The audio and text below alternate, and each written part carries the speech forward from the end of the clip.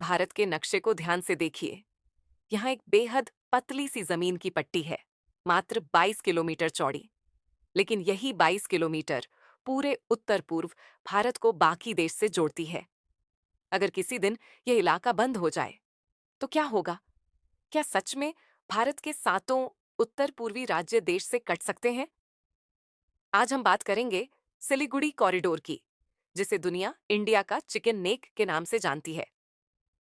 Siliguri corridor क्या है? Siliguri corridor पश्चिम बंगाल के उत्तर हिस्से में स्थित एक संकीर्ण भूमि पट्टी है। ये पट्टी भारत के मुख्य भूभाग को उसके 7 पूर्वोत्तर राज्यों अरुणाचल प्रदेश, असम, नागालैंड, मणिपुर, मिजोरम, त्रिपुरा और मेघालय से जोड़ती है। इस पट्टी की लंबाई करीब 22 किलोमीटर और चौड़ाई औसतन 20 से 22 किलोमीटर है। इसके एक तरफ नेपाल, दूसरी तरफ बांग्लादेश और ऊपर भूटान की सीमाएं हैं।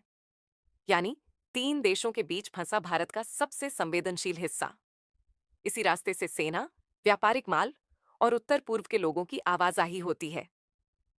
अगर यह कॉरिडोर कभी ब्लॉक हो जाए तो भारत के 6 करोड़ से ज्यादा लोग बाकी देश से कट जाएंगे। चिकन स्नेक क्यों कहा जाता है?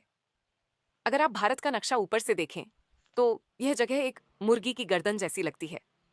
नीचे का बड़ा हिस्सा यानी भारत का मुख्य भूभाग शरीर है, और ऊपर का हिस्सा यानी उत्तर पूर्व भारत मुर्गी का सिर। बीच की पतली गर्दन ही है सिलीगुड़ी कॉरिडोर, इसलिए इसे कहते हैं चिकन्स नेक। इसका मतलब यह हुआ कि अगर गर्दन काट दी जाए तो सिर यानी उत्तर पूर्व भारत देश से अलग हो जाएगा। यही वजह है कि इसे भारत की स्ट्रैटेजिक नर्व भी कहा जाता है। यह इलाका सिर्फ भौगोलिक नहीं बल्कि रणनीतिक दृष्टि से भी अत्यंत महत्वपूर्ण है। यहाँ से भारत की सुरक्षा, सप्लाई और कनेक्टिविटी सब कुछ जुड़ा है। सिलीगुड़ी से कुछ ही किलोमीटर दूर है डोकलाम, जहां 2017 में भारत और चीन के बीच टकराव हुआ था। चीन अगर उस इलाके में अपना प्रभाव बढ़ा देता तो वह इस कॉरिडोर पर सीधा दबाव बना सकता था। इसके अलावा बांग्लादेश भी कॉरिडोर के ठीक नीचे है। अगर किसी कारण बांग्लादेश के साथ संबंध बिगड़ते हैं तो भारत के लिए यह इलाका और अधिक चुनौतीपूर्ण हो सकता है। भारत के लिए यह इलाका उतना ही अहम है जितना किसी इंसान के लिए गले की नस। अगर यह कट जाए तो शरीर का ऊपर का हिस्सा काम नहीं करेगा। आज भारत के लगभग सभी उत्तर पूर्वी राज्य इसी रास्ते से जुड़े हुए हैं। यहां से गुजरती है नेशनल हाईवे 27, जिससे सैनिक ट्रक, तेल के टैंकर और मालवाहक कंटेनर रोजाना गुजरते हैं। रेलवे लाइन भी इसी पट्टी से होकर जाती है, जिससे पूर्वोत्तर को बाकी देश से जोड़ा गया है। सिलीगुड़ी में है बागडोगरा एयरपोर्ट, जो इस पूरे क्षेत्र का मुख्य हवाई अड्डा है।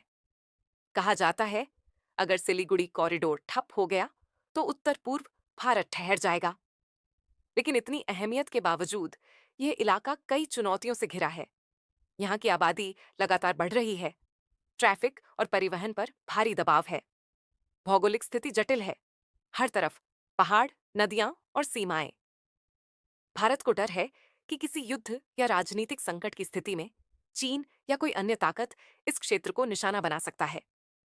डोकलाम विवाद के बाद भारत ने यहां सड़कें चौड़ी की, रेल लाइन मजबूत की और सेना की तैनाती बढ़ाई। लेकिन अब भी इस कॉरिडोर की सुरक्षा भारत की बड़ी प्राथमिकता है। भारत अब इस एक कॉरिडोर पर निर्भर नहीं रहना चाहता, इसलिए उसने बांग्लादेश के जरिए कई नए रास्ते खोले हैं, जैसे अखाउरा अगरतला रेल लिंक, डॉकी तामिल बैल ट्रेड रूट और बांग्लादेश इनलैंड वाटरवे प्रोजेक्ट। इन परियोजनाओं से उत्तर पूर्व को सीधे बांग्लादेश के रास्ते कोलकाता और बाकी भारत से जोड़ा जा सकेगा। इससे सिलीगुड़ी कॉरिडोर पर दबाव कम होगा और सुरक्षा बढ़ेगी। भारत का यह छोटा सा इलाका सिलीगुड़ी कॉरिडोर भले ही नक्शे में बहुत छोटा दिखता है, लेकिन इसका महत्व पूरे देश की एकता और सुरक्षा से जुड़ा है। अगर यह 22 किलोमीटर का कॉरिडोर कभी बंद हो जाए तो भारत का पूर्वोत्तर हिस्सा एक द्वीप बन जाएगा।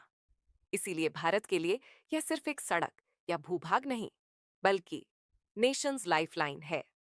भारत के सैनिक और रणनीतिकार दिन रात इसकी रक्षा में जुटे हैं, क्योंकि यही 22 किलोमीटर भारत के दिल को उसके सिर से जोड़ता है।